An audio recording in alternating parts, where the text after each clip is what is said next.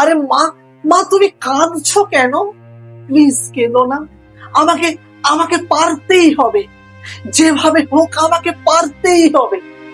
আমি আমার পিতৃ পরিচয় আদায় করেই ছাড়ব, এটা আমার অধিকার। যে লোকটা তোমার সাথে দিনের পর দিন অত্যাচার করেছে, বিশ্বাসঘাতকতা করেছে, আমার সাথে বিশ্বাসঘাতকতা করেছে, কি ভেবেছো? কি ভেবেছো তাকে আমি এত সহজে ছেড়ে দেব?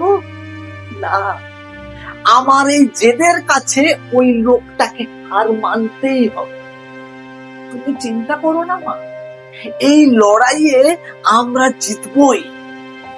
তোমার মাথায় হাত রেখে দিব্যি করে বলছি, যেদিন ওই লোকটা তোমাকে আমাকে স্বীকৃতি দেবে, সেই দিন সেই ক্ষণ সারা জীবনের জন্য আমাদের জীবন থেকে ছুঁড়ে ফেলে দেবে।